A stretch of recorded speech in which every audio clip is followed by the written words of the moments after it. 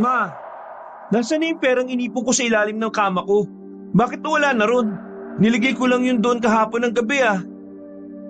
Yung pera ba? Ay, pinambili ko ng kalan. Hirap na hirap kasi ako magluto sa diuling eh. Ma, pera ko yun eh. Sana naman pinaalam niyo muna sa akin na gagastusin niyo. Aba, nagrereklamo ka pa eh, magagamit naman natin ang binili ko. Mabuti sana kung nilustay ko lang kung saan-saan yon. Kalan lang ma ang binili mo. Pero naubos na yung pera. Magkano ba ang kalan na yun? 10,000? Iba na talaga ang tabas ng dila mo ah. Mula nang nagkatrabaho ka sa bayan, parang yumabang ka na ah. Paano yumabang ma? Nakakaganito lang naman ako kasi ginalaw niyo yung pera ko nang walang pasabi sa akin. Nga hindi niyo nga man lang ako tinanong kung ano ang bala ko sa pera na yun eh. Tinanggalan niyo ako ng karapatan sa sarili kong pera. Ayan, pagdating sa amin ng pamilya mo, ang kuripot mo. Pero pagdating sa syota mo, ang galagalante mo. Okay ka lang ba ma? Mayaman yung si Chloe. Siya pa nga gumagastos sa mga date namin eh. Hindi nyo kailangang idamay siya sa usapan natin ha. Ang problema natin ngayon ay yung pera kong ginastos nyo. Pinaghirapan ko yun ma. Ilang buwan ko yung pinagpaguran tapos ganun-ganun nyo lang winaldas. Kalan lang ang binili nyo ma. Pero wala na kagad lahat ng pera. Hindi nyo ba alam na parang pagnanakaw na yung ginawa nyo? Pagnanakaw? Paano pagnanakaw eh, mama mo naman ako? Napakayakin mo naman. Kala mo naman sobrang laki ng kinuwang pera sa'yo. Pamilya mo naman kami ah. Pero bakit ka ganyan? Ang kuripot mo. Ma, hindi ako kuripot. Lahat nga ng sinasahod ko nung nakaraan eh, sa inyo lang napupunta. Nagtatabi lang ako para sa sarili ko tapos pati yun kinuha nyo pa. Wala kayong awa sa akin, ma. Wala kayong pakialam sa akin eh. Palibasa, hindi nyo nakikita yung paghihirap ko. Nandyan lang kayo kapag may pera ako. Pero pag wala akong pera, hindi ko kayo maramdaman eh. Wala kang utang na loob. Karapatan mo na pagsabihan ako ng ganyan. Sa akin ka nang galing dito sa tinapupunan ko. Ako ang dahilan kung ano man ang natatamasa mo ngayon. Kung hindi dahil sa akin, wala kang kinikitang pera. Nanay mo pa rin ako. Anak lang kita. Anak lang? Tama, anak lang. Ganun ka baba ang tingin mo sa akin. Anak lang. Umalis ka na rito. Ayaw kong makita yung mukha mo dito kung wala kang utang na loob sa akin. Oo, aalis ako dito. Huwag ka mag-alala, ma. Wala na kayo makikitang pera sa ilalim ng papag ko. Kasi wala na akong trabaho. Natanggal ako sa trabaho. At yung perang tinatago ko na lang sana ang pag-asa ko para makapag-aral ako sa pasukan. Pero ayos lang. Hahanap na lang ako ulit ng bago kong trabaho. Pasakaling makapag-ipon ako ulit. Natameme ang ginang na si Angge sa mga narinig mula sa panganay na anak. Tila ba isang malaking sampal sa kanya ang lahat ng sinabi nito. Samantala, masama naman ang loob ni Kaloy nang lumabas na siya ng kanilang bakuran. Hindi niya matanggap na ang perang inipon niya para sana sa pagkukolehiyo ay kinuha lang ng kanyang ina nang walang paalam. Isang buwan na lang ay pasukan na ulit. Wala na siyang panahon para makapag-ipon ulit. Kaya naman sa susunod na taon na lang siya ulit magkukolehiyo. Mas uunahin na muna niyang maghanap ng bagong trabaho para makapag-ipon. Nang hapon na yun, ay naisipan niyang tumungo na lang sa kanyang nobya na si Chloe.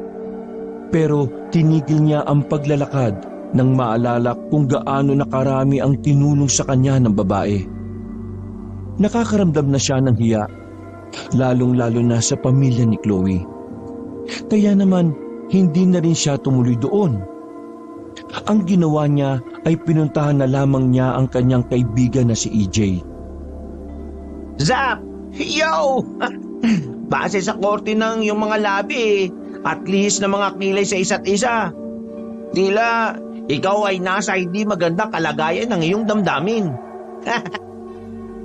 Naabutan niya si EJ sa bakuran nito na abalang nagbabalat ng mangga. Para kang timang talaga. Bakit ganyan ka magsalita? Wala lang. Cool ba? Oo, cool. Kulang-kulang ka. Ito naman. Ano ba nangyari sa'yo? Hanggang ngayon ba iniisip mo pa rin yung pagsisisante sa atin ni boss sa trabaho? Hindi. Tanggap ko na yun eh. Alam ko rin naman na may mali tayo ron. Hindi na sana natin pinatulan yung customer na masama ang ugali. Ano nga dahilan? Bakit mukha kang problemado dyan? Kasi Sabi ko na nga, Abi. wala pa nga ako sinasabi. Ay, wala pa ba? O, sige, tuloy mo. Yung inipon kong pera, ginastos ni Mama. Kalan lang yung binili pero wala nang natira dun sa pera. Di, nag-away talaga kayo niyan, ano? Nagalit ako eh. Malamang hindi ko kasi alam. Pero kung nagpaalam sila, wala namang problema sa akin eh. Pre, Kaloy, naiintindihan ko nararamdaman mo. Mali talaga yung ginawa ng mama mo. Pero sa halip na matuon lang yung atensyon mo sa inis, bakit hindi mo na lang ituon yun sa bagong trabaho? Hindi pa nga ako nakakapaghanap eh. Ako meron na. Gusto sana kitang isama eh. Kaso hindi ko alam kung papayag ka. Bakit? Ano bang trabaho yan? Ngumiti ng malapad ang kanyang kaibigan na si EJ. Pagsabi ni EJ kung ano ang trabahong papasukan niya, sumama agad dito si Kaloy. Desperado na kasi si Kaloy na makapag-ipon. Kahit hindi na lang sa pag-aaral niya, kahit para na lang sa pag-aaral ng kanyang mga kapatid. Kahit gabi na, lumarga pa rin ang dalawa paalis ng kanilang barangay. Hindi pa nga nakapagbibihis ng maayos na kasuotan si Kaloy. Pero ang sabi kasi ni EJ ay ayos na yun. Magpapakilala pa lang naman sila sa kanilang magiging boss. Nasa 30 minutong lakaran ang ginawa nila bago nakarating sa lugar. Isang barangay din ang kanilang napuntahan. Tahimik na barangay yon. Hindi gaya ng kanilang barangay na kahit madaling araw na ay may mga nagkakantahan pa rin kahit ang papangit na mga boses. Pre, sigurado ka ba na dito tayo magtatrabaho? Ano ba talagang trabaho natin? Boy. Bakit? Anong bakit? Boy ang sabi ko. Yun ang magiging trabaho natin. Magiging boy tayo sa malaking bahay na yan. Boy? As in, magiging utusan tayo? Oo. Ang sabi ni Tiyo noong nandyan pa siya, malaki raw magpasahod yung amo dyan. Tapos, hindi pa gaanong nakakapagod yung trabaho. Wala namang problema sa akin kahit na anong trabaho. Pero, legit ba yan? Tingnan mo nga yung bahay na ang lawak ng bakuran. Ang laki ng bahay pero parang ang dilim. Parang Haunted house. Yan ang napapala mo kakapanood dun sa Pamela Clamil horror story sa YouTube eh. Halika, sumunod ka na lang sa akin. Agad silang lumapit sa harapan ng gate. Naroon ang isang gwardiya na mapungay ang mga mata, na parabang isang taon na itong hindi natutulog. Magandang gabi po sa inyo. Ako po yung pamangkin ni Ronaldo. Dating boy po rito sa mansyon. Nandito po ako kasi pinapunta niya po ako. Kailangan daw kasi ng bagong boy. At ito nga po pala yung kasama ko, ang kaibigan kong si Kaloy. Tumingin lang sa kanila ng seryoso ang gwardiya. Nagpabalik-balik pa ang tingin nito sa kanilang dalawa. Bigla na lang itong bumuntong hininga. Parang dismayadong umiling at saka walang ganang binuksan ang gate. Hindi nagsalita ang gwardiya pero tumuro lang ito kung saan sila unang pupunta. Maraming salamat po. Pero sana next time, nagsasalita po kayo. Uy, para kang baliw. Naglakad ang dalawa sa malawak na bakuran. Nilagpasan nila ang main door at tumungo sila sa gilid ng mansyon, na kung saan ay meron dong mahabang garden. Hindi pa man sila nakakalapit, nakita na nila ang isang matandang lalaki na nakaupo sa sofa. Abala itong inaayos ang maliit na halaman na nakapatong sa lamesa. Nang maramdaman sila ng matanda, agad itong lumingon sa kanila at nagpakita ng malapad ng ngiti. Tumayo ang matanda at saka lumapit sa kanila. Ikaw na ba ang pamangkin ni Boknoy? Taas noong sumagot naman si EJ. Opo, ako nga po. Pinapunta niya po ako dito dahil nangangailangan daw po kayo ng boy. Maka, nangangailangan nga ako. Wala kasing tumatagal na boy dito. Lahat nababagot kasi wala daw masyadong ginagawa. Teka, sino naman tong kasama mo? Ay, si Kaloy po. Kaibigan ko po yan. Gusto din po sanang ipasok kasama ko dito eh. Pero wag po kayong mag-alala. Masipag po kaming dalawa. Kapag trabaho trabaho lang talaga. Magandang gabi po sa inyo. Kung nangangailangan pa po kayo ng tao, willing po akong pumasok. Kailangan ko lang po kasing mag-ipon eh. Sandaling tiningnan ni Felicing ang binata. Ngumiti ito saglit at tumango-tango. Okay, sige. Magsimula na kagad kayo ngayon. Oh, ngayon po kagad? Bakit? Ayaw mo ba? Ay, hindi naman po. Wala pong problema kahit kailan. Di halina kayo. Sumama kayo sa akin at ituturo ko sa inyo kung saan kayo matutulog. Stay in kayo rito ha, para lang malinaw sa atin. Nauna nang naglakad ang matandang lalaki, papasok ng mansyon. Napapangiti na lamang si Kaloy nung mga oras na yon. Dahil sa wakas, meron na naman siyang trabaho. Makakapag-ipon na ulit siya ng pera para sa kanyang sarili at sa kanyang dalawang kapatid na nag-aaral. Malaki ang bahay. Sa loob ay sobrang lawak ng sala. Namamangha si Kaloy. Dahil sa buong buhay niya, ay yun ang unang pagkakataon na makakita siya ng ganoong kalaking bahay. Umakyat sila sa ikalawang palapag. Binuksan na matanda ang isang kwarto na sa loob may dalawang kama na magkaharap. Kumpleto na rin ang gamit sa loob. Malaki na ang silid na yon para kay Kaloy at EJ. Dito ang kwarto ninyo. Doon naman sa kabilang hagdanan, yang unang pinto. Yan ang silid ng aking apo. May apo po pala kayo? Kasasabi ko lang, di ba? Nasan po yung apo ninyo? Natutulog na. Bukas sa bukas din ng umaga, ipapakilala ko kayo sa kanya. Higit sa lahat, ang aking apo ang prioridad nyo rito, ha? Wala pong problema. Sana hindi kayo umalis kagad, ha?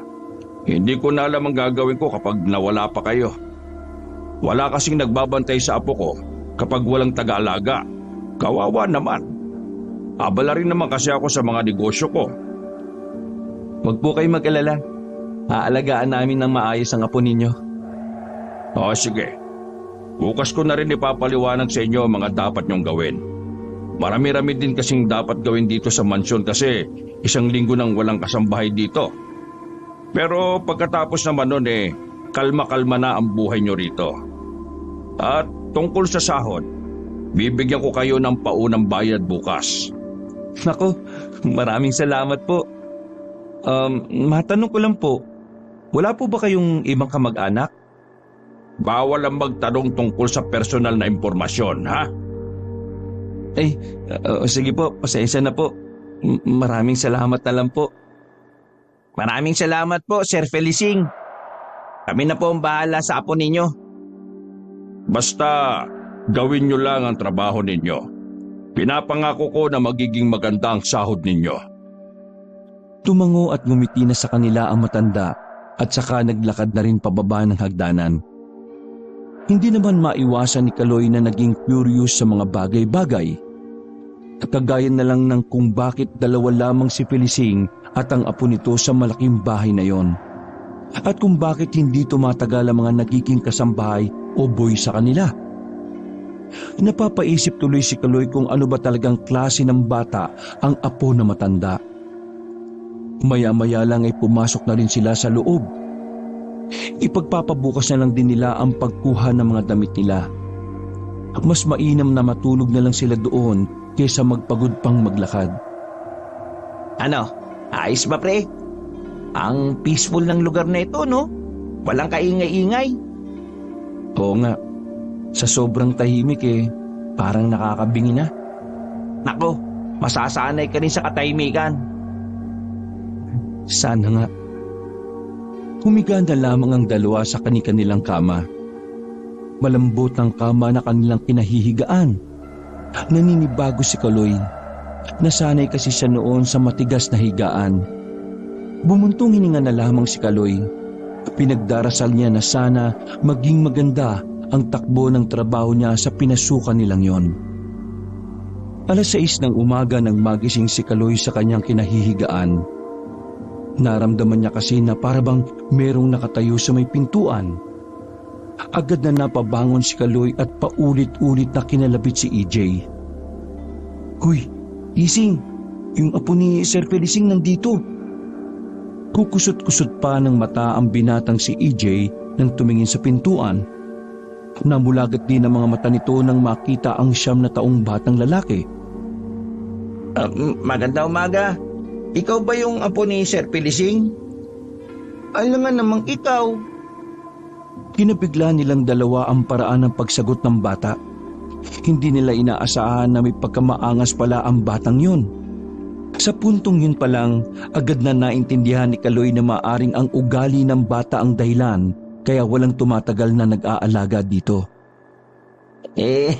Pasensya na kung medyo tinanghali na kami ha. Napuyat kasi kami, namamahay lang kami. 6:00 pa lang ng umaga, hindi pa talaga tanghali. Muling nagkatinginan na magkaibigan. Pakiramdam nilang dalawa ay mahihirapan silang pakisamahan ng batang yon. Pero determinado si Kaloy.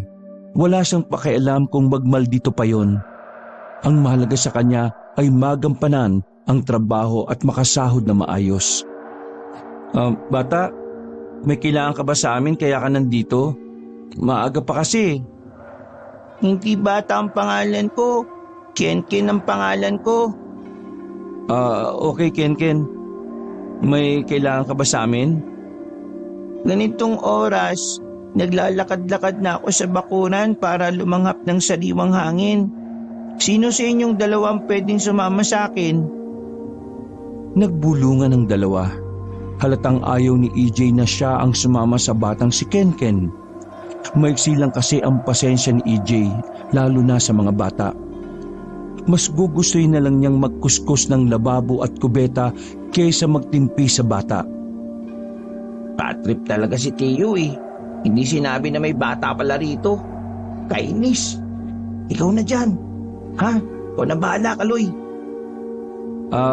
Sige. Ako na lang ang sasama sa'yo. Hintayin mo na lang ako sa labas. Magbibihis lang ako ng maayos ha. Wag na. Ayos na ang suot mo. Hindi naman tayo aalis o gagala Bilisan mo na kasi. Atat na yung bata Oo, sige.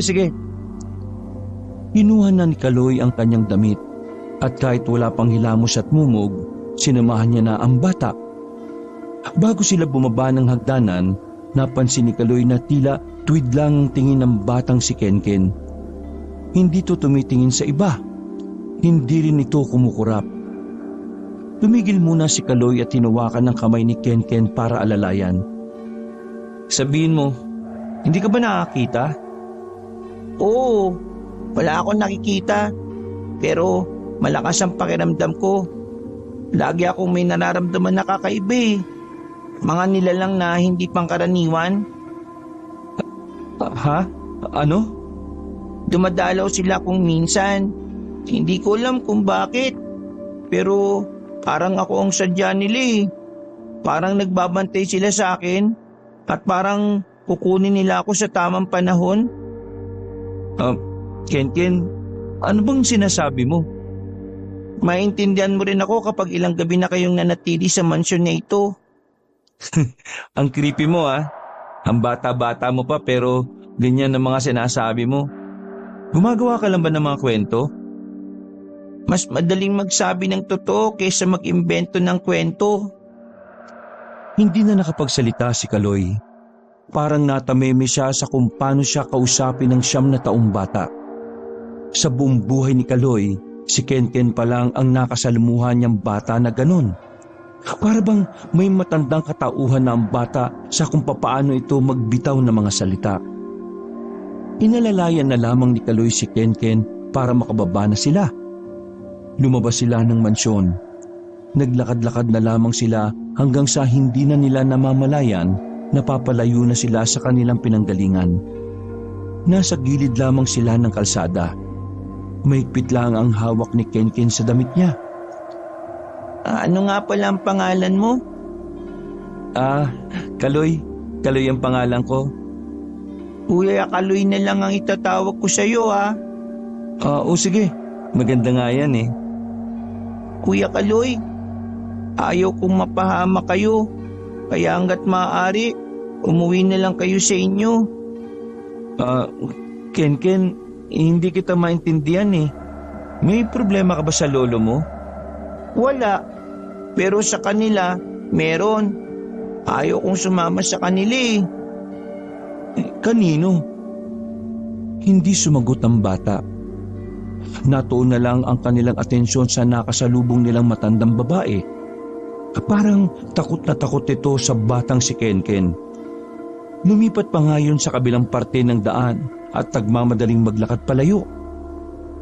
Sa puntong yun pa lang, naiisip na ni Kaloy na parang may kakaiba sa batang si Kenken. At kung ano yun ang gusto niyang malaman. Ayan, sa wakas, nandito na rin tayo. Tumigil sila sa gilid ng ilog.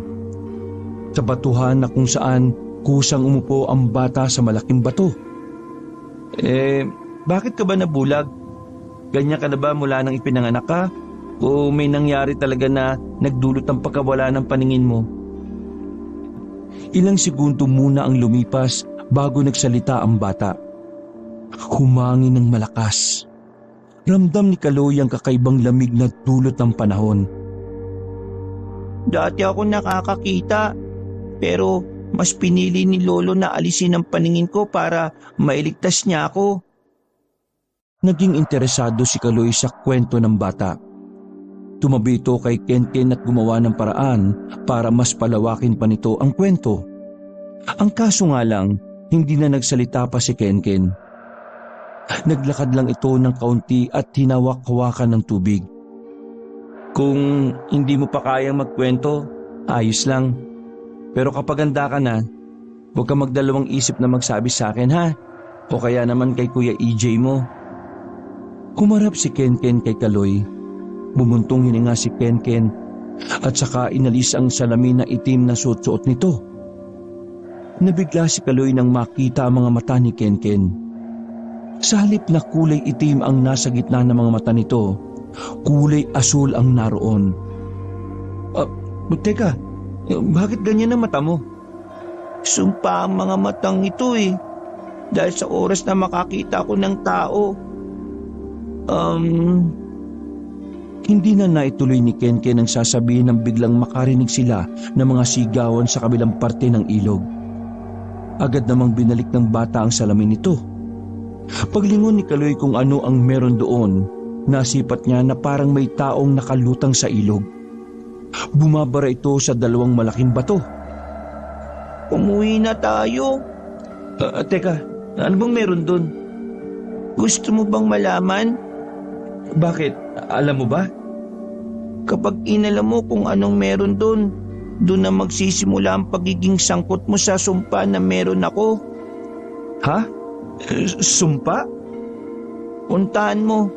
Hihintay na lang kita dito. O sige, diyan ka lang ha. Hintayin mo ako ha. Babalik agad ako. Naglakad si Kaloy palapit sa mga nagkakagulong tao sa kabilang banta ng ilog. Nang makalapit na siya roon, ay agad siyang nagtanong. Laking gulat niya nang sabihin ng isang ali roon na ang palutang-lutang na bangkay ay kagagawan ng isang aswang. Nagtayuan ng balahibo ni Kaloy. Naniniwala siya sa aswang pero hindi pa siya nakakakita ng ganun. Niwala rin siyang nabalitaan na may ganun sa kanilang lugar. Kaya naman hindi maiwasan ni Kaloy na hindi kilabutan. Lalo na nang itinahaya ng mga tao ang bangkay ng isang lalaki. Bukas ang tiyan nito at wala ng lamang loob. Kadiri, brutal. Yun na lamang ang mga salitang nasabi ni Kaloy sa mga pagkakataong yun. Napatingin siya kay Kenken sa di kalayuan. Nakaupo lamang ang bata sa malaking bato habang nakaharap sa ibang direksyon.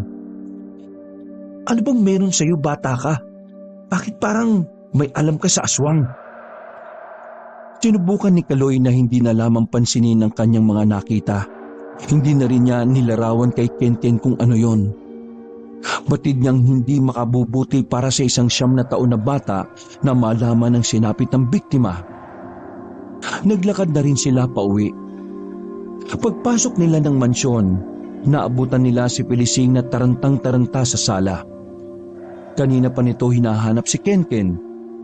Nang makita nito ang bata, sobrang gumaan ang pakiramdam nito. Ano ka ba naman? Sino ba nagsabi sa'yo na pwede mong ilabas ang apo ko, ha?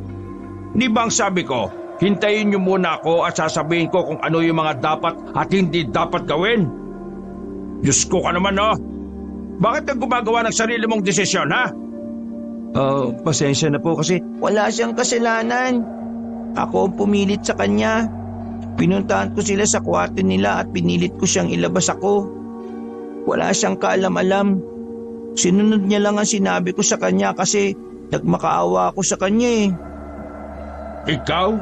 Nagmakaawa? Huwag niyo na po siyang pagalitan. Ako po ang may kasalanan, Lolo. humugot na lamang ng malalim na paghinga ang matanda. Parang bagyang sumakit ang ulo nito dahil kinabahan nito. Akala niya nabawi na sa kanya ang pinakamamahal na apo. Kenken naman, alam mo naman na hindi ka pwedeng basta-basta na lang lumalabas, di ba? Paano kung makita ka ng... Lolo, hindi ito ang tamang oras para pag-usapan yan. Ay, sige, pasensya ka na, apo. Nag-alala lang naman sa'yo si Lolo. Huwag na po kayo mag-alala, Lo. Habang suot ko yung binigay nyo, ligtas lang ako palagi. Nawiwindang si Kaloy noong mga sandaling yon habang nakikinig sa usapan ng maglolo. Palagay niya may kung anong hindi sinasabi sa kanila ang dalawang yon. Hindi niya alam kung anong klaseng lihim yon. Pero nararamdaman ni Kaloy na hindi lang yung basta lihim. Sa ahurahan kasi ni Kenken, sobrang nahihiwagaan na si Kaloy. Pasensya ka na, Kaloy, ha? O sige na, tawagin mo na si EJ at ibibigay ko na rin sa inyo yung unang sahod nyo. Pag-uusapan na rin natin ng iba pang mga bagay. Tumango na lamang si Kaloy at nagmamadaling inakyat si EJ sa kanilang silid.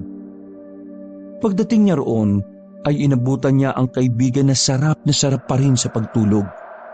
Nakanganga at humihilig pa. Hinampas niya ng unan sa mukha si EJ at agad din naman itong nagising. Uy! Ano ba? Natutulog pa yung tao eh. Pinapatawag na tayo ni Sir Felicing. Ha? Ano, Felicing? Uy, nananaginip ka ba, pre? Wala ka sa bahay niyo. Nasa trabaho na tayo. Sinuyot pa ni EJ ng tingin ng silid na kinalalagyan niya. Nang mapagtanto na hindi niya kwarto ang kinalalagyan nila, nagmamadali itong bumangon. Ay, oo nga pala, gagi. Bakit ngayon mo lang ako ginising? O sige na, bilisan mo na. Marami tayong dapat pakinggan kay Sir Felicing. Agad din namang sumunod si EJ sa baba. Sinimulan na rin ng matandang lalaki ang instruksyon tungkol sa mga dapat nilang gawin at iwasan. Sa sobrang daming bawal, hindi na nila matandaan pa ang iba. Basta ang pinakabawal na gawin ay ang ilabas ang bata sa mansyon. Pwedeng sa bakuran, pero hindi pwedeng lumayo. Pagkatapos ng paliwanagan, ibinigay na rin sa kanila ang paunang sahod. Tuwang-tuwa si Kaloy. Kahit kasi wala pa naman silang gaanong ginagawa, malaki-laki na ang sinahod nila. Sir, parang sobra-sobra naman po yata ito. Kasi simula pa lang po namin. Ngumiti lang ng malapad si Felicing. Kung tutusin kulang pa nga yan. Kung alam nyo lang kung gaano kahirap ang trabaho dito sa bahay, baka mag-demand pa kayo na mas malaki. Gaano nga po pala kahirap? mahirap. Mahirap in a way na kailangan yung maging matapang. Basta, sa mga susunod na araw may sasabihin pa ako sa inyo. Kaya sana, nandito pa rin kayo sa araw na yon. Hindi po kami aalis, no? Kung ganito ba naman kabait ang amo namin at ganito kalaki yung sweldo, lugi pa ba kami? Natawa na lamang sa kanila ang matanda.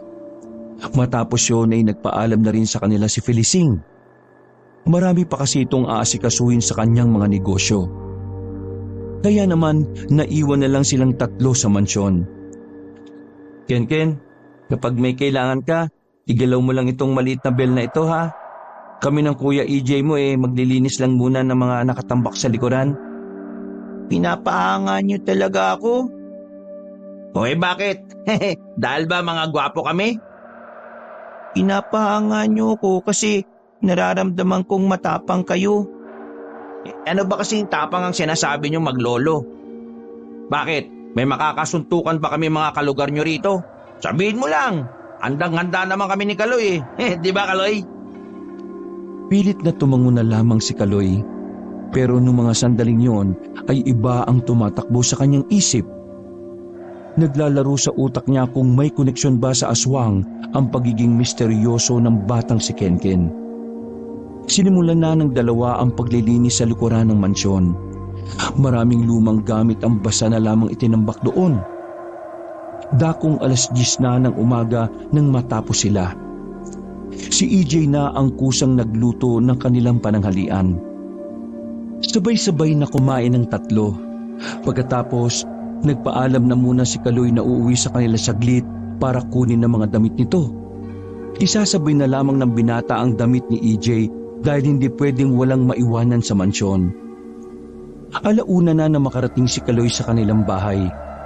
Pagpasok niya ng bakuran ay agad siyang tinanong ng kanyang inang si Angge. Bilang paggalang ay sinagot naman niya yon. Saan ka ba galing at hindi ka umuwi kagabi? May nahanap na po akong trabaho ulit. Stay in yun kaya hindi na muna ako uwi rito sa bahay. Pagkarinig ng ginang sa sinabi ng anak, ay agad itong napatayo mula sa kinauupo ang bangkito. Paano mga bayarin namin dito? Huwag ko kayong mag-alala, ma. Kahit na hindi ako umuwi rito, magpapadala naman po ako ng pera. Sa katunayan, eto.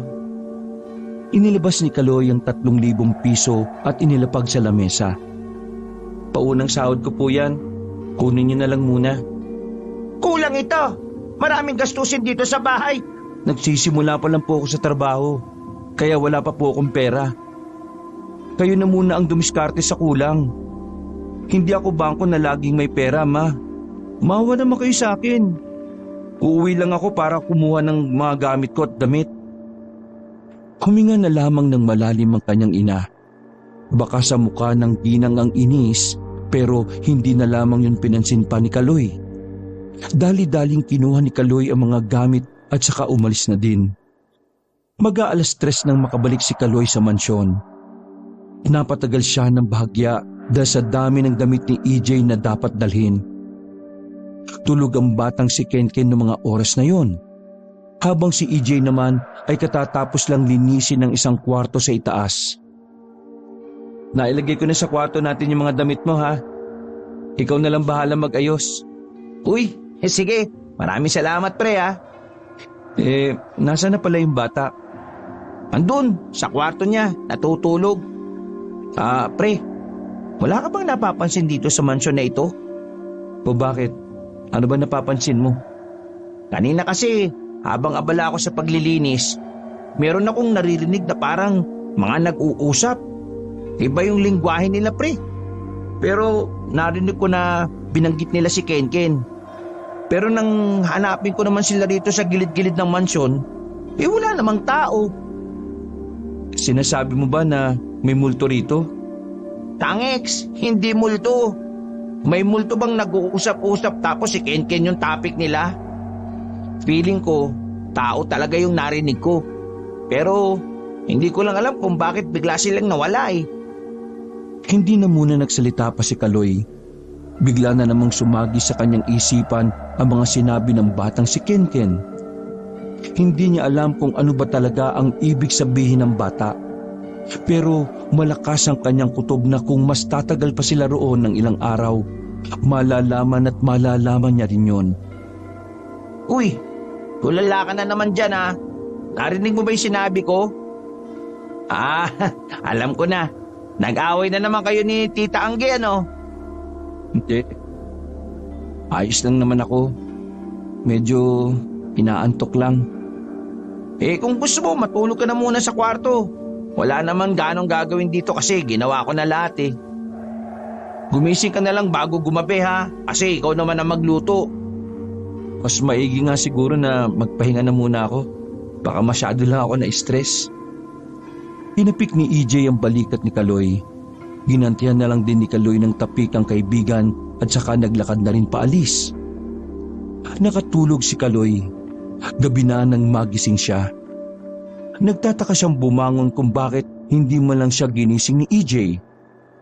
Pagbaba niya ng sala, kita niyang may nakahanda ng pagkain. Pero hindi malaman ni Kaloy kung bakit walang katao-tao. Nakaramdam na ng hindi pangkaraniwan si Kaloy. Masama ang kanyang kutob. Kaya naman, dali-dali siyang umakyat sa kabilang hagdanan. Kinatok niya ang kwarto ni Kenken. Agad na nagbukas yun.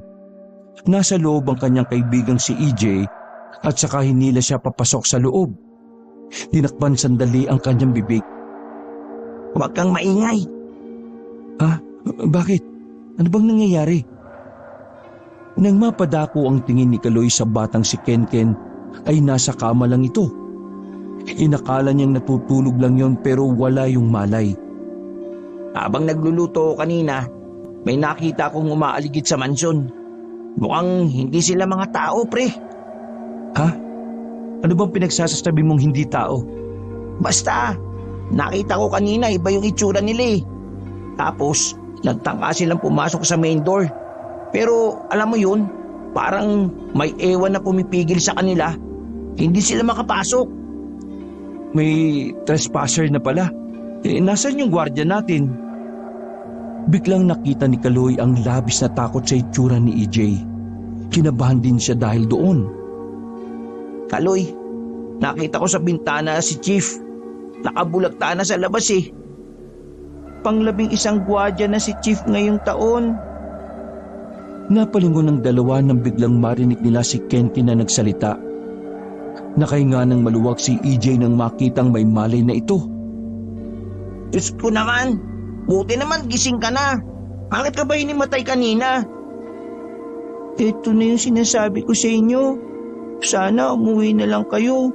Madadamay kayo sa kapamakan dahil sa sumpa ko. Kenken, sabihin mo nga sa amin, ano ba talagang meron sa mansyon na ito? Sino yung mga sinasabi ni EJ? Mga aswang sila. Nagkatinginan si Kaloy at EJ ng mga sandaling yon. Pareho silang kinilabutan sa sinabi ng batang bulag na si Kenken. Nung una, akala ni EJ ay nagbibiro lamang ang bata. Pero nadagdagan ng kaba nito nang nagpatuloy pa si Kenken sa mga sinasabi niya. Kuya Kaloy, yung bangkay na nasa ilog, aswang yung gumawa nun, di ba? Kilala mo ba kung sino yun? Paano ko naman makikilala hindi naman ako taga rito. Tauhan ni Lolo sa kumpanya. Kaya hindi pa siya nakakauwi ngayon dahil kinausap niya pa yung pamilya ng tauhan niyang pinatay ng aswang. Ngayon, si Chief naman ang nawala. Isa na itong senyales na kailangan niyo na rin umalis dito. Teka naman kasi, bakit kasi ayaw mong ipaliwanag ng maayos? Bakit nandito ang mga aswang? At sila ba ang sinasabi mo na gustong kumuha sa'yo? Bakit?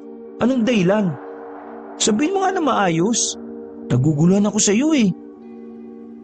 Huminga ng malalim ang batang si Kenken. Tinanggal nito ang itim na salamin.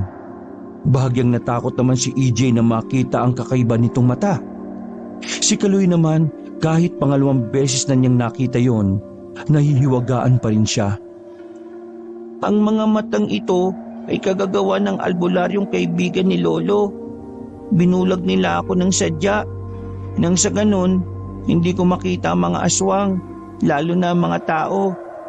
Gusto kong kunin ang mga aswang dahil sa paniniwalang anak daw ako ng pinuno nila. Uy, teka.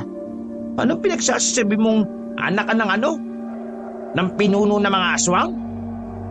Anak daw ako ng aswang.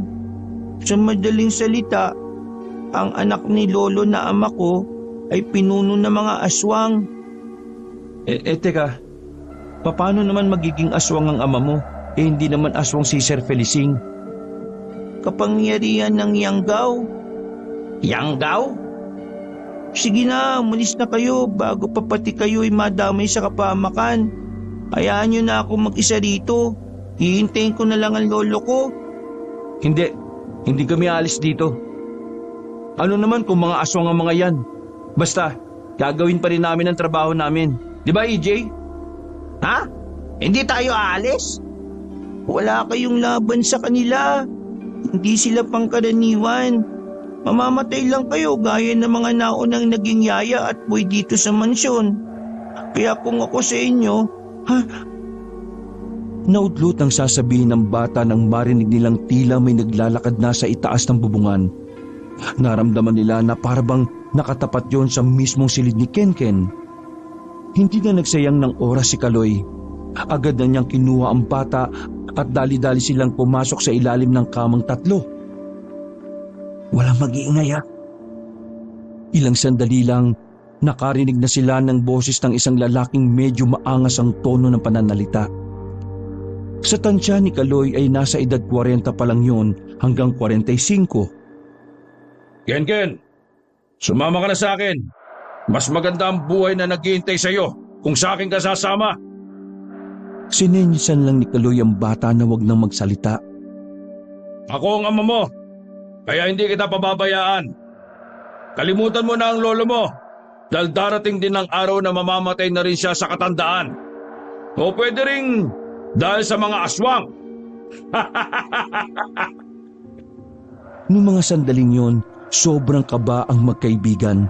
Hindi nila alam kung paano sila makakaalis ng mansyon nang walang nakakakitang aswang sa kanila. Napapailing na lamang si Kaloy. Sa kanya na lamang napagtanto na kaya pala malaki ang sahod doon, hindi pala talaga basta-basta ang mga nangyayari sa mansyon. Ken, anak, huwag mo nang hintayin na gawin ko ulit yung mga ginawa ko sa mga nauna mong yaya. Alam mo kung paano ako magalit. Walang magagawa mga pulis at maging ang lolo mo. anong gagawin natin, Kaloy? Paano natin mapapalaya sa mga yan? Wala tayong gagawin. Hanggang hindi sila nakakapasok sa mansyon, mananatili lang tayo rito. Mga ilang sandali lang, naramdaman na lang nilang nawala na ang mga yabag ng paa sa itaas. Narinig nila na nagsisialisan na ang mga yon. Saka lamang nakaramdam ng ginhawa ang dalawang magkaibigan. Paglabas nila sa ilalim ng kama ay hingal na hingal sila. Wala na ba talaga sila? Hindi naman sila nagtatagal dahil wala naman silang magagawa. Hindi sila makakapasok dahil sa malakas na pangontra na nasa mansyon. EJ, tawagan mo si Sir Felicing. Nagmamadaling kinuha ni EJ ang cellphone at saka kinontak ang matandang amo. Habang si Kaloy naman ay lumabas ng silid. Bumaba siya at kumuha ng malaking kutsilyo. Tumilip siya sa bakuran sa labas. Wala na ang mga aswang kung kaya't nagkaroon siya ng pagkakataon para lapitan ng gwardya. Buong akala nila ay patay na yon. Pero naramdaman pa ni Kaloy ang pulso. EJ, sabi mo kay sir na dumiretso siyang ospital. Isasama natin si Kenken. Buhay pa si Chief. Walang sinayang na oras ang lalaking si Kaloy.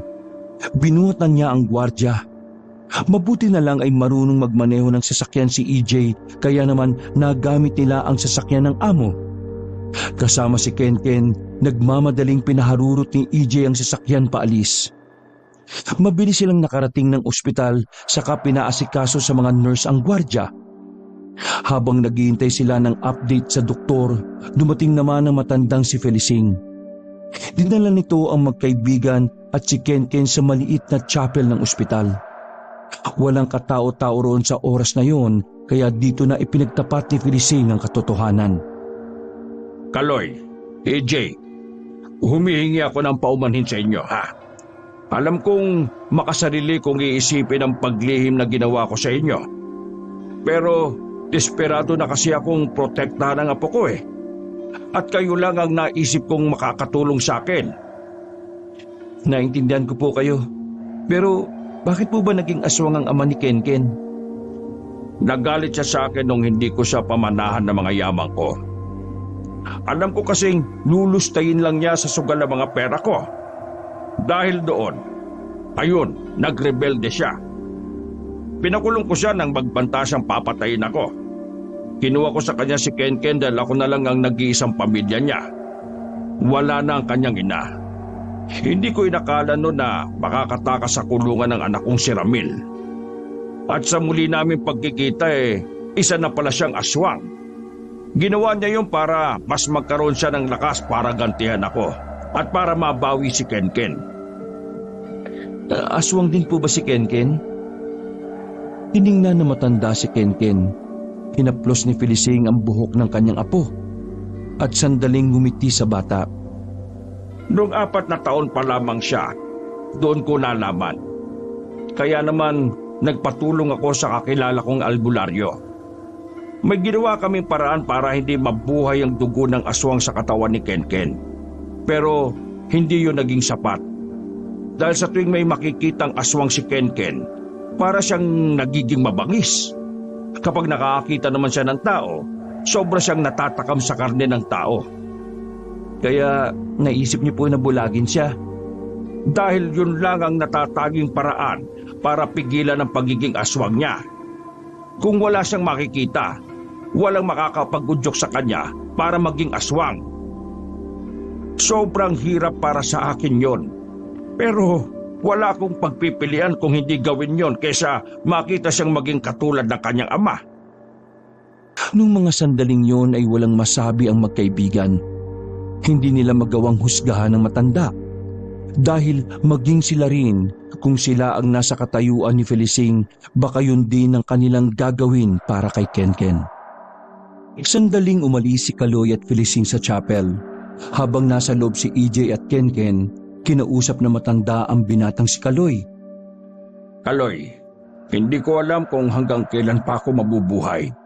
Pero kung sakaling mawala ako sa mundo, labis ako nakikiusap sa iyo.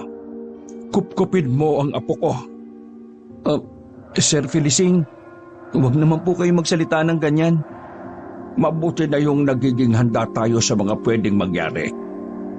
Makalipas ang ilang sandali, ay nakausap na rin nila ang doktor na umasikaso sa gwardya.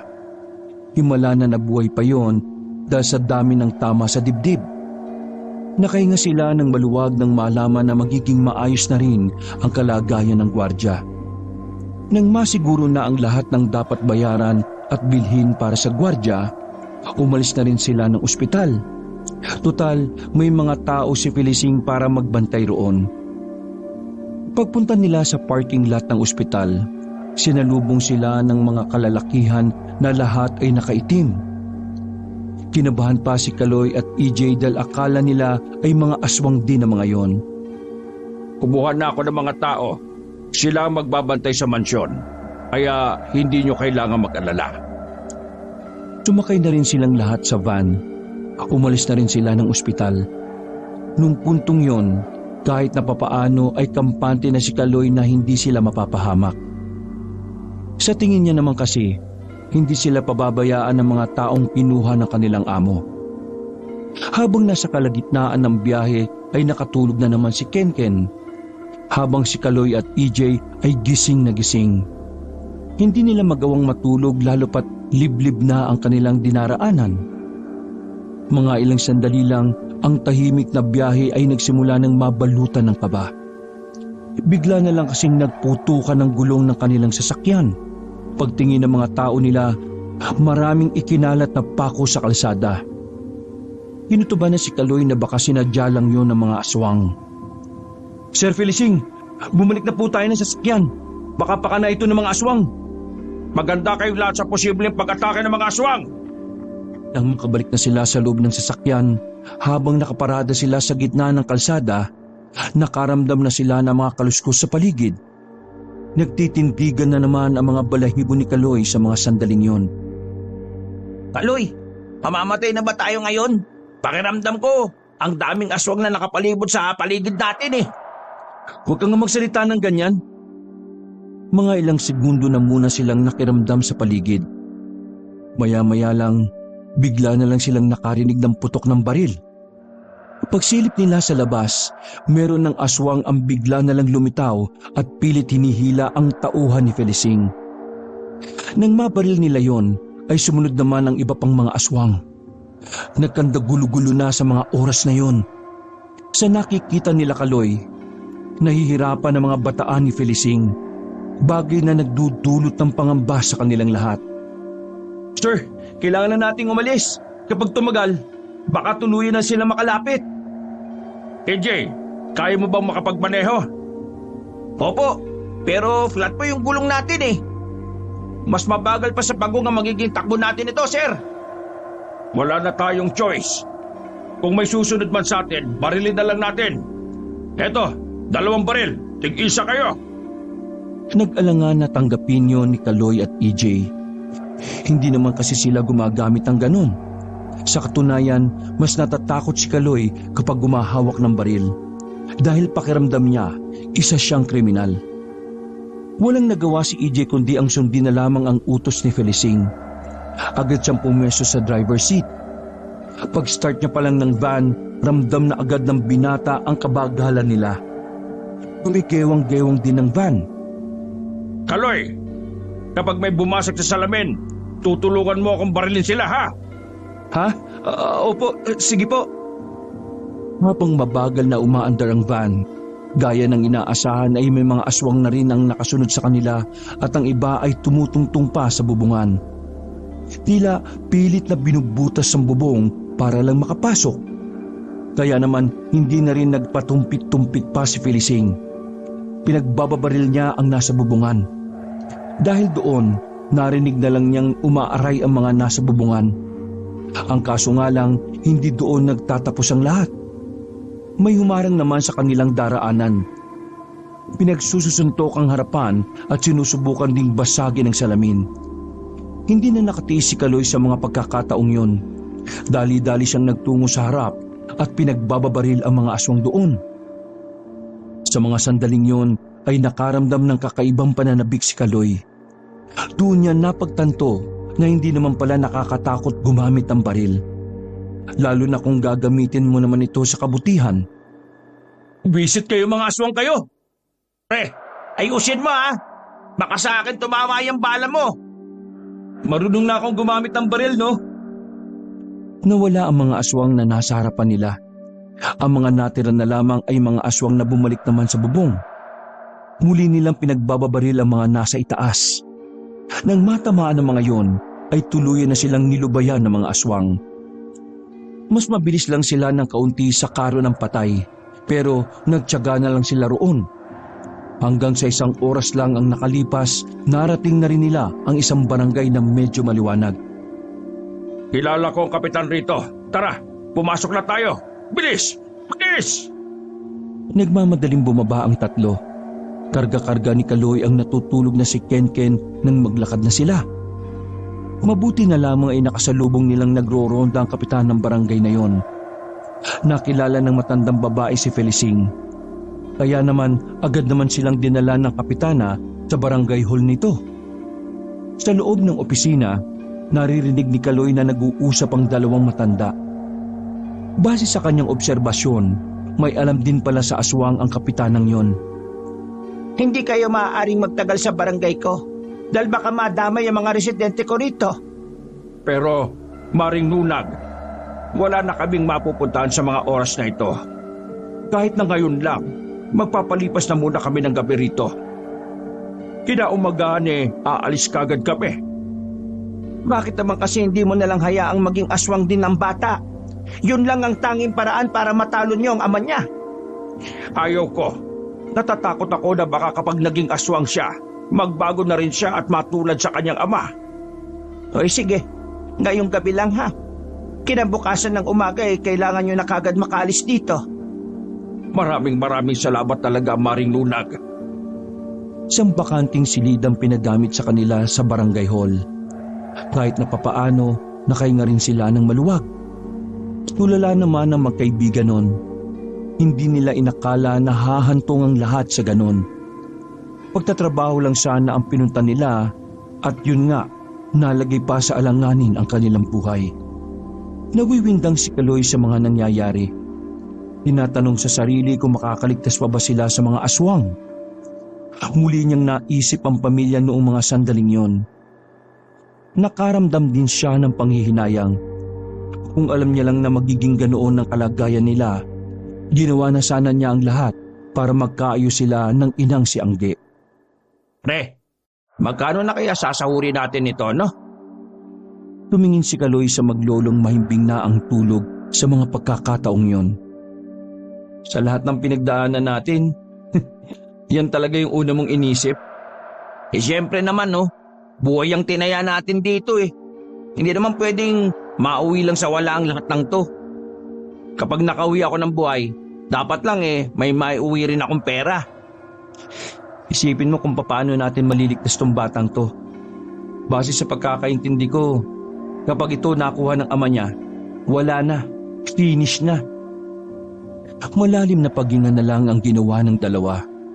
Nang dalawin ng antok ay nakapagpahinga na rin sila. Kinabukasan, maaga silang naganda para sa kanilang pag-alis. Napalitan na rin ng matinong gulong ang kanilang sasakyan. Sa tapat ng barangay, sandaling kinausap ni Felicing ang matandang sinunag. Sa obserbasyon ni Kaloy, tila kakaiba ang pamamaalam ng kanilang amo sa kapitana. Para kasing bahagyang naluluha pa ang dalawang matanda. Maya-maya lang ay bumiyahe na rin sila paalis. Pupunta tayo sa safe house ko. Malayo-layo ang biyahe. Baka abutin na tayo ng hapon. Pero ang mahalaga, hindi na nila tayo masusundan. Tumango na lang ang magkaibigan. Kahit na malayo-layo na ang kanilang pupuntahan, hindi pa rin napanatag ang kalooban ni Kaloy. Alam niya na habang nasa loob pa rin sila ng kanilang probinsya, nasa bingit pa rin ng kamatayan ang kanilang mga buhay. Sa haba ng kanilang biyahe ay nakatulog na si Kaloy. Nagising na lamang siya na 3:00 na pala ng hapon. Maya-maya lang ay pumarada na rin ang sasakyan sa gilid ng isang malaking bahay. Nang mag-doorbell si Felicing ay agad na sumalubong sa kanya ang ilang kasambahay na nangangalaga sa bahay na yon. Inalalayan naman ni Kaloy ang batang si Kenken nang pumasok na sila sa loob. Maganda ang bahay, pero di hamak na mas maliit yon kumpara sa isang mansyon ng kanilang boss. Umupo sila sa sofa at agad namang kumilos sa mga kasambahay para paghandaan sila ng pagkain. Sa hindi malamang dahilan, biglang kinabahan si Kaloy nang magtama ang tingin niya at ang tingin ng isang matandang kasambahay. Sir Felicing, sigurado po ba kayo na safe tayo dito sa safe house nyo? Huwag kayo mag-alala. Hindi naman ito alam ng ama ni Kenken. Kaya nga safe house Ibig sabihin, safe tayo dito sa house. Pero mabangis ang pang-amoy ng tatay ko. Kahit nasaan tayo, naamoy niya tayo, Lolo. Apo, huwag kang maging negatibo. Ipagdasal na lang natin na sana hindi na nila tayo matunton dito. Ipagdasal? Pakikinggan ba ako ng Diyos kahit na aswang ako? Aswang na kampo ng kadiliman? Hindi naman lahat ng aswang ay katulad ng ama mo. Kagaya mo, naiiba ka. Dahil kahit na aswang ka, ang puso mo ay para pa rin puso ng tao. Niyakap na matanda ang apo nito. Pero si Kaloy, hindi pa rin niya maiwasang hindi mabahala. Hindi siya komportable sa bahay na yon. Pakiramdam niya, hindi sila dapat magtiwala sa mga kasambahay na naroroon. Makalipas lang ang ilang oras ay sabay-sabay na rin silang nagmeryenda. Pagkatapos ay naglakad-lakad na lang muna si Kaloy sa paligid. Nang sa ganon ay makapagmasid-masid siya sa mga taong kasama nila. Sa kalagitnaan ng pagmumuni-muni ni Kaloy Napansin niyang nag-uusap-usap ang mga kasambahay sa may garden. Tumigil ang mga yon nang makita siyang paparating. Nagkanya-kanya ng pulasan ng mga yon na parabang may hindi dapat marinig ang binata. Masama na talaga kutob ko sa mga kasambahay na to. Sinubukan ni Kaloy na sundan ng isang matandang kasambahay. Sa lahat kasi ng mga kasambahay doon, sa matandang yun siya pinakamas nagdududa. Naabutan niya ang matandang yon sa may likuran ng bahay na kunwari nag-aayos sa mga sinampay. Hindi na napigilan ni Kaloy ang kanyang sarili. Tinanong na niya ang matanda. Mawalang galang na pero hindi ako mapalagay sa mga tingin nyo eh. Pwede po bang umamin kayo sa akin? May ginagawa po ba kayong masama laban kay Sir Felicing? Pagkasabi ni Kaloy ng mga salitang yon, ay tila natataranta ang matandang kasambahay. Nanlalaki ang mga mata nito. Dudugtungan pa sana ni Kaloy ang kanyang sasabihin nang biglang marinig niya ang tinig ni EJ sa loob ng bahay. Naalarma siya dahil doon. Kaya naman iniwan na muna niya ang matandang babae at saka dali-daling bumalik. Pre, wala si Sir Felicing. Hindi ko alam kung saan nagpunta. Sa mga kwarto, tiningnan mo na ba? Oo eh, pero wala din eh. Napalingon ng dalawa nang maramdaman nila ang batang si Kenken na pababanan ng hagdanan. Agad naman nilapitan ni Kaloy ang bata para alalayan ito. Oh, hindi ka dapat lumalabas na mag-isa, Kenken. Alam mo naman na hindi ka nakakakita eh. Alam ko kung saan maaaring pumunta si Lolo. Eh buti naman alam mo. Saan ba? Nandito lang siya sa bahay. Nandito? Ano to? Joke time ba ito? May nakikita ka bang lolo mo rito? Di ba wala naman? Paano ko makikita? Wala nga akong paningin. Bulag ako. Ang ibig kong sabihin, nandito lang si Lolo sa bahay. Sa lahat ng bahay na pagmamay-ari ni Lolo, meron siyang basement. Hanapin niyo ang basement ng bahay na ito at siguradong naroon siya. Tama si Kenken. Tara pre, magsimula na tayo maghanap. Dali-daling inisa-isa ng dalawang binata ang bawat kwarto. Pero sa kasamaang palad, wala silang makitang sikretong pinto sa mga silid na yun.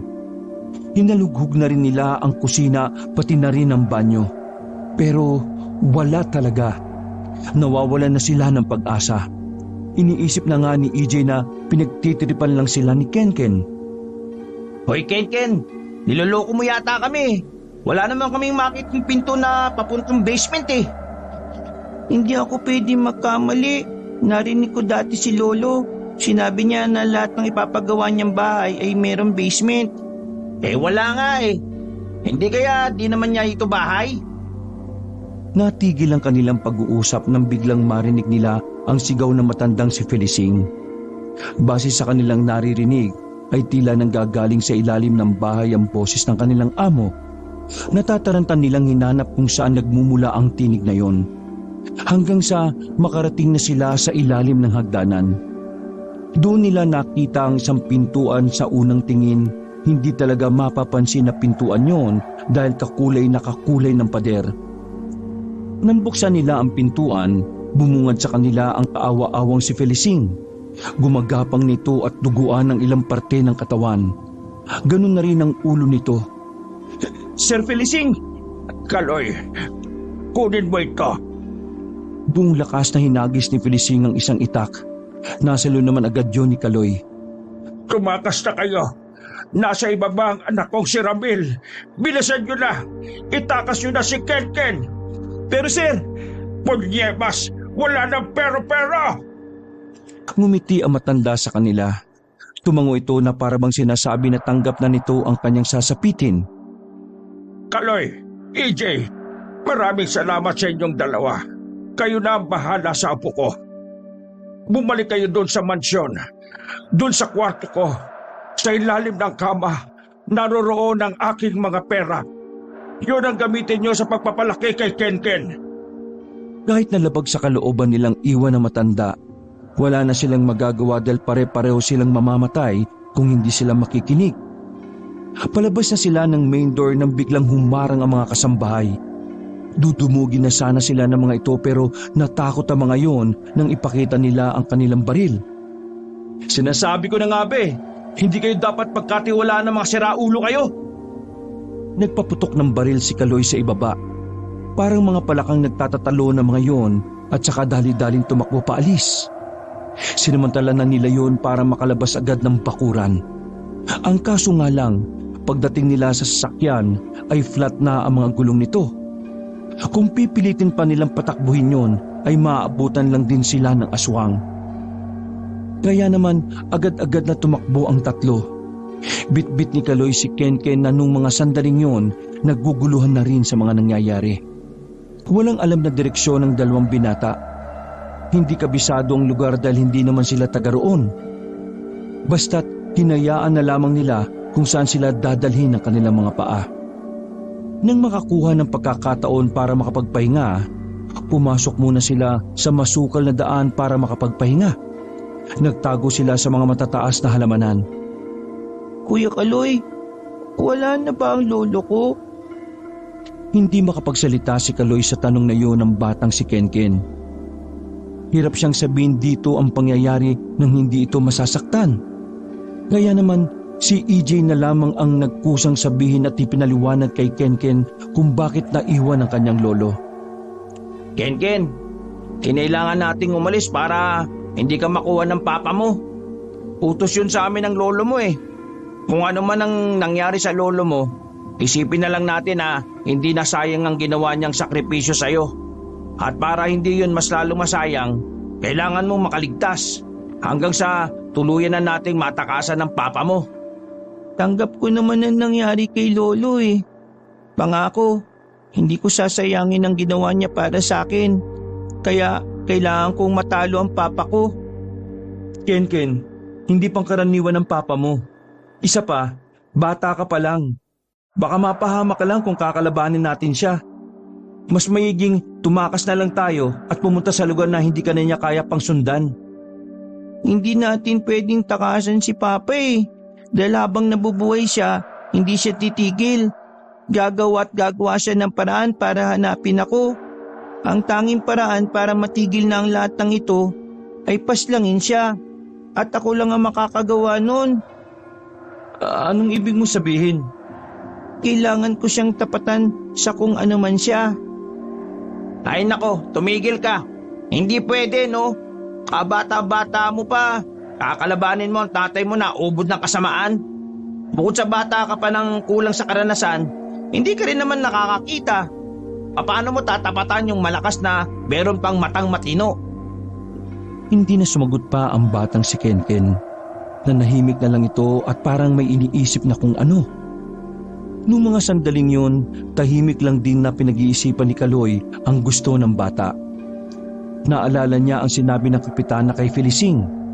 Naniniwala si Kaloy na totoo ang sinabi ng kapitana, na tanging si Kenken lang ang makakatalo sa ama nito. Makalipas lang ang ilang sandali, umalis na rin sila sa lugar na yon. Hindi pa rin sila makampante dahil habang nasa labas sila, malaki pa rin ang tsansa na hindi sila ligtas.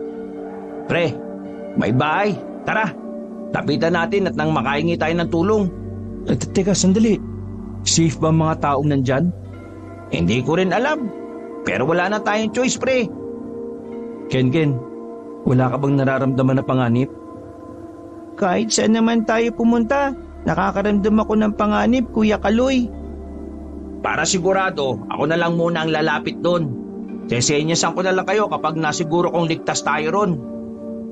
Pumayag si Kaloy sa sinabi ni EJ, kaya naman mabilis na naglakad ang binata palapit sa bahay na yon. Kinatok ni EJ ang pinto at lumabas mula roon ng isang lalaki. Sandaling kinausap ni EJ ang lalaki. Pumayag naman ito na tulungan sila. Sinenyasan na ni EJ si Kaloy para lumapit. Kaso nang lumabas sila sa kanilang pinagtataguan, bigla na lamang humarang sa kanilang daraanan ang isang lalaki na matangkad. Kahit hindi nakakakita si Kenken, ramdam na ramdam niya ang presensya kung sino ang nasa harapan nila. Kenken! Anak! Masyado mo naman akong pinahihirapan eh. Nandito ka lang pala. kasama ng mga hampas lupang tao na ito. Nataranta ang lalaking dapat sana ay tutulong sa kanila. Isinarado na ng lalaki ang pintuan. Ilang beses na nakiusap si EJ pero hindi na yun nagbukas pa. Hayaan mo na ako mabuhay mag-isa. Hindi ako sasama sa iyo kahit na kailan. At kanino ka naman sasama? Sa mga taong yan? Tuturuan ka lang nila kung paano maging mahina at maging walang silbi. Magiging alipin ka lang din ng sistema ng mga tao. Mas gugustuhin ko naman maging alipin ng tao kaysa maging kasama ng demonyong kagaya nyo. Huminga ng malalim ang aswang na si Ramil. Halatang nagtitimpi lamang ito. Bagay na mas lalong kinabahala ni Kaloy. Mahigpit lang ang pagkakayakap ni Kaloy sa bata. Sinabi niya sa sarili nung mga sandaling yon na kahit na anong mangyari, hindi niya bibitiwan si Kenken. Kenken, anak, makinig ka. Kung sasama ka sa akin, malalayo ka sa kapahamakan na dulot ng mga tao. Anak, hindi ka matatanggap ng mga tao. Hindi ka matatanggap ng lipunan kapag nalaman nilang isa kang aswang. Naintindihan mo ba ako? Wala akong pakialam kung sino ang tatanggap sa akin. Mas gugustuhin ko pang mamatay sa kamay ng mga tao kaysa pakinabangan niyo ako at gamitin sa kasamaan. Kenken, huwag mong inuubos ang pasensya ko, ha? Kilala mo ako kung paano ko magalit. Nakakalimutan mo na ba lahat ng nakialam? Lahat sila? Pinatay mo at hindi ko kakalimutan yon kahit kailan. Papa, itigil mo na ito. Hindi ako sasama sa iyo kahit na ano pang gawin mo. Kung hindi ka madadala sa pakiusapan, mapipilitan akong isama ka sa paraan na alam ko. Hindi ako papayag na kunin mo si Kenken. Hoy! Manahimik ka! Hindi ka kasali rito, ha? Kung ako sa'yo, ibigay mo sa akin ang anak ko kung ayaw mong mamatay. Pasensya na po kayo, pero hindi na po ako takot mamatay. Nangako ko kay Sir Felicing na kahit na anong mangyari, hindi namin ibibigay sa iyo. Ginagalit mo ba talaga ako? Hindi na nakapagpigil pa ang ama ni Kenken. Maras itong lumapit kay Kaloy. Pero agad naman binitiwan ni Kaloy ang bata. Dahil matigas ang ulo mo, kailangan kong paslangin ang isang ito. Sinakal ni Ramil ang binatang si Kaloy. Iniangat ito sa ere ng walang kahirap-hirap. Namumula na ang mukha ni Kaloy ng mga sandaling yon. Mabuti na lamang ay binaril ni EJ ang aswang sa likuran. Dahil sa ginawa nito ay nabitiwan ng aswang si Kaloy. Kaso nga lang, natuon naman kay EJ ang atensyon ni Ramil. Galit na galit itong lumapit sa binata. Ilang beses ding pinapatukan ni EJ ang aswang. Pero kahit tinatamaan nito ay parang wala lang namang nangyayari. Isa ka pa! Sinuntok ng aswang si EJ sa muka. Parang papel itong tumilapon sa gilid. Hindi pa nakontento ang ama ni Kenken, pinagsisisipa pa si EJ sa katawan. Si Kaloy naman ay agad na binunot na ang itak. Dali-dali siyang tumakbo palapit sa aswang. Pero sa kasamaang palad, hinawi lang siya ng malakas ni Ramil. Tumalsik si Kaloy at saka tumayo pa sa bakuran. Samantala, habang nakadapa sa lupa, sinuyod ni Kaloy ang paligid. Nagtataka siya kung bakit hindi na niya makita pa si Kenken. Nilapitan siyang muli ng aswang. Kita niyang humaba pang lalo ang mga kuko nito. Kinabahan na si Kaloy. Batid niyang kapag tinarak yun sa kanya, siguradong katapusan na ng kanyang buhay. Uunahin na kita dahil ikaw ang mukhang mas matapang eh. Muli siyang sinakal ng ama ni Kenken. Nakaamba na sa ere ang mahaba nitong kuko. Nang nasa aktong itatarak na nito ang kuko sa tiyan ni Kaloy, pero buti na lang ay biglang dumating ang batang si Kenken. Iba na ang anyo nito. Marami na itong buhok sa katawan. Kulubot na rin ang muka. Ang kulay asul nitong mata ay nilamon na ng kulay pula. Parang hindi siyam na taon si Kenken nang sumampa ito sa likuran ng ama at saka sinakal. Nang mapitiwan ito si Kaloy, agad ding kumalas ang binata. Kenken! Bakit ka naging aswang? Aswang naman talaga ako eh. Ang pagkakaiba lang namin, hindi ako kumakain ng tao. Papa, tayo maganap. Huwag mong itama yung mga taong walang kalaban-laban. Alam mong mahal na mahal kita. Pero minsan naiisip ko rin, dapat tinuturuan ka rin ng leksyon. Walang ano-ano ay lumundag si Ramil sa harapan ng bata. Pero dahil sa kakaibang bilis ni Kenken, hindi ito natamaan ng kanyang ama. Parang hindi na rin yun bulat kung kumilos. Pumunta sa likuran ng bata. Paglingon ni Ramil, hindi na niya namalaya na humagod na pala ang mahahabang kuko ng bata. Dahil sa ginawa ni Kenken, bumagal na ang pagkilos ng kanyang ama. Wala kang utang na loob. Matapos kitong buhayin, tatay mo pa rin ako, kaya dapat... Di na pinatapos ni Kenken ang pagsasalita ng kanyang ama. Muli niya itong kinalmot sa hita para mapaluhod ang isa nitong tuhod. Sinundan pa ni Kenken ng mahaba at malalim na kalmot sa likuran nito. Wala akong utang na loob sa'yo, Papa. May pagpipilian ka kung mag-aanak ka o hindi. Pero nag-anak ka pa rin eh. Ginusto mo magkaanak. Pero tinanong mo ba ako kung gusto kong maging anak mo? Na maging tatay kita? Kahit pa! Papa, dito magtatapos ang kasamaan mo. Para ito sa lahat ng inosenteng buhay na dinamay mo. Hoy, teka! Sandali!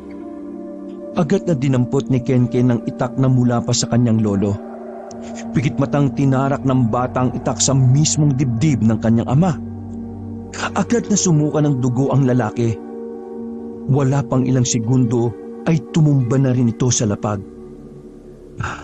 Kenken, ayos ka lang ba?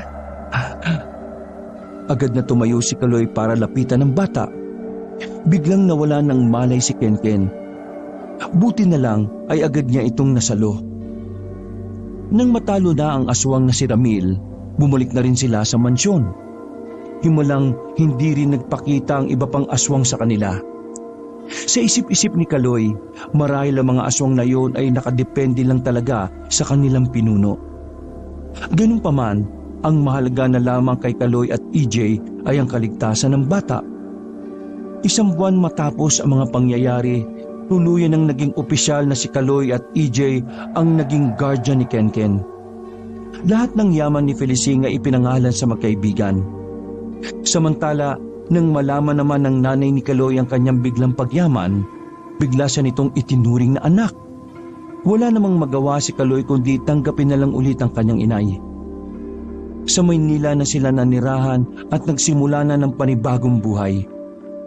Kahit na aswang si Kenken, namuhay pa rin ito na gaya ng pamumuhay nila Kaloy at EJ.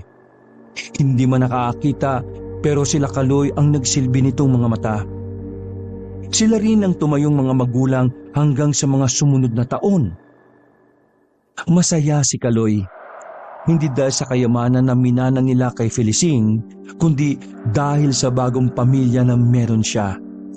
Na kahit kailan, hinding-hindi niya hahayaang mawala. Wakas.